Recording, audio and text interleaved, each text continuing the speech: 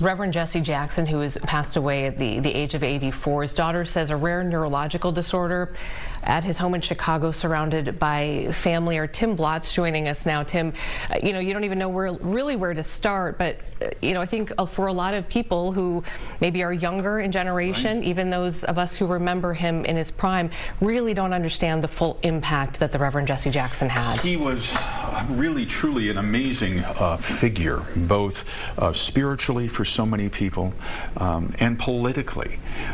He was a force, and really, and you and I were talking about this a little before, he was the bridge in so many respects that laid the groundwork for Barack Obama to happen in 2008. Because he did run for president twice. A lot of people maybe not realize that. Yeah. See, I'm going to turn something down here a little bit, and but yes, in fact, we're going to go old school here, look at right? This, yeah. Few people remember, and especially our younger generation, and those of you who may be under a certain age here, but Jesse Jackson was present with Dr. King the moment that he was assassinated in Memphis back in 1968. There's Dr. King, and here's Jesse Jackson. And there's also another famous picture in the moments afterwards.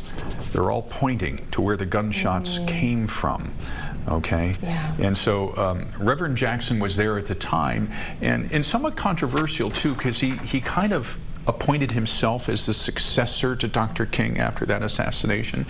But he became a leader of civil rights, and because he was influenced by Dr. King, he really became a civil rights leader at that time, and registered so many people to vote and to get involved in the political process. You and I have a deep admiration for writing, and writing is oftentimes like art. You can't describe good writing, but you know it when you see it and you read it. Can I read for you a segment?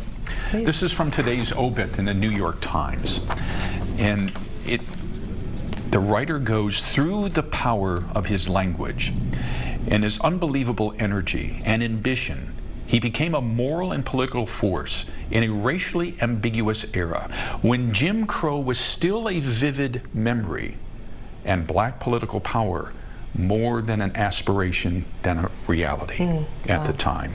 And that really kind of summed up how he came into, I think, the political, cultural landscape in the late 60s, 70s, 80s, and led, and kind of led the charge and made it politically possible for those like Barack Obama to achieve success that he did not have. Yeah, and we'll talk so much more about his legacy and the work that he did in those decades, but modern day Reverend Jesse Jackson also very much front and center here, even in Minnesota. Absolutely. We have had many occasions where he's been here in even the last 5-10 years. Oh my goodness, recently he was here for Dante Wright for the big rally in Brooklyn Park. He came up here for that. He was here after George Floyd and held a rally at George Floyd Square, especially after Derek Chauvin was found guilty in the murder. So he has had a large presence here in Minnesota over the years. He comes back here, and I think some of that is probably because of our proximity to Chicago.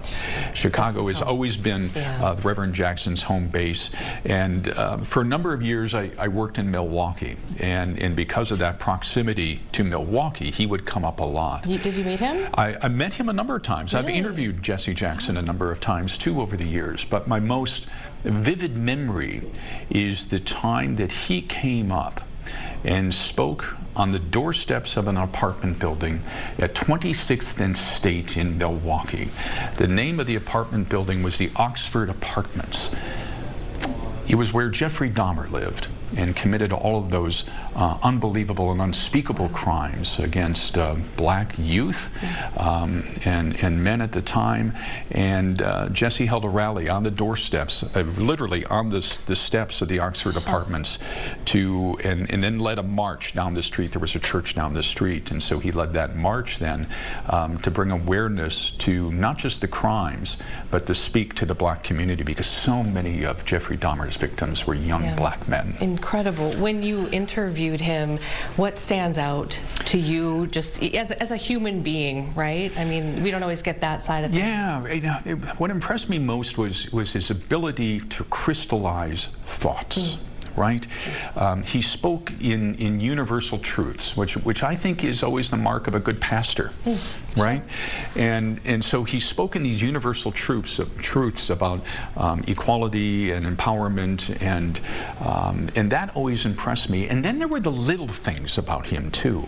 His manner, his hand gesture was the thing I will always remember. He always gestured with a thumb up like this. And if you look at pictures of Jesse Jackson, and you'll see a lot of them today online, more often than not, you'll see his thumb up like this, his right thumb.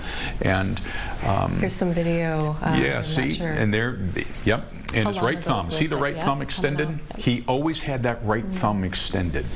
And it was just those mannerisms. And, you know, he suffered health issues late in life. He was diagnosed with Parkinson's disease about maybe 10, 12 years ago. And that's why you see him in the wheelchair now. But yeah, he was a force. It was a memory to be able to see him a number of times and interview him. And we have a lot of people here in the Twin Cities who have incredible stories as well. And our colleague Karen Scullin is going to be trying to reach out to some of them today. Yeah, we've already heard some folks who have spoken to him as recently as just a few weeks ago as well. So we're hoping to bring that to you later. Thanks, Tim, for sharing some of that. I know you've had an opportunity to interview and cross paths with so many just impactful leaders who nationally who've come through here. So we appreciate your perspective on that. Can I share one more picture? Please, yeah, please. I forgot about this one. Yeah. And this really kind of illustrates how important of a political figure he became. This is a picture from the 1988 presidential debates.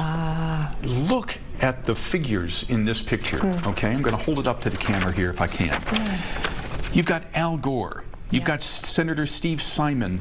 You've got Richard Gephardt, who was the House Majority Leader at the time.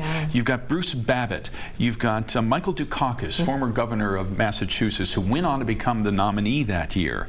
And Gary Hart, there at the end, U.S. Senator.